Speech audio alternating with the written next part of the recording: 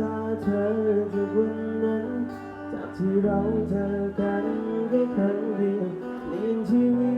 ตที่เคยโดดเดี่ยวให้มีความหมายไม่ว่าฉันและเธอต่างคนต่างรักต่างมาเท่าไรคำว่ารักจะพูดจะรู้ไว้ไม่ให้ใครกัน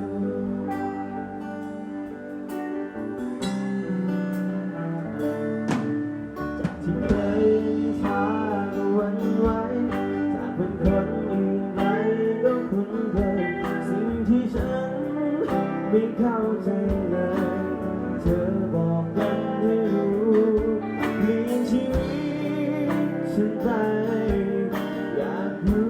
นานๆเพื่อที่เฝ้าดูวันพรุ่งนี้รักเราจะเป็นอย่างไรฉันไม่เคยรักไม่เคยรู้ว่าชีวิตมันดีเช่นไรไม่ได้มีเธออยู่ข้างกาย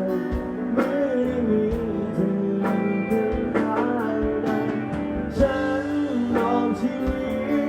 ต่อจากนี้ไปจนนิรันดร์ทั้งหัวใจเธอเท่านั้นรักของเราจะอยู่จนวันตาย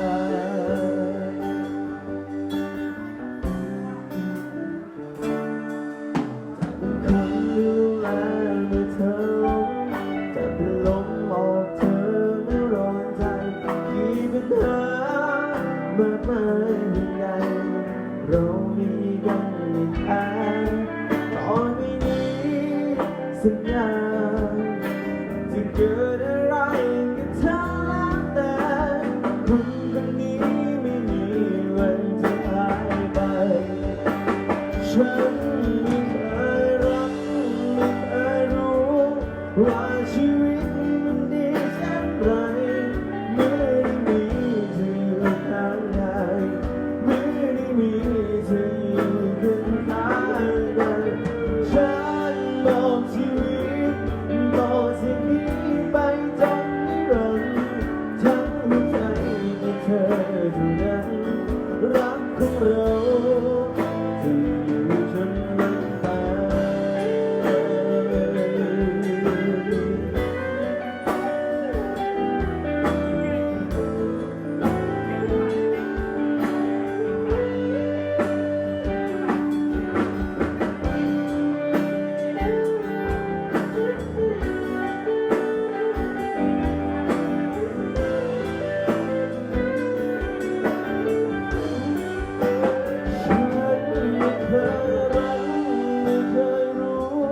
ว่าชีวิตมันดีเช่นไร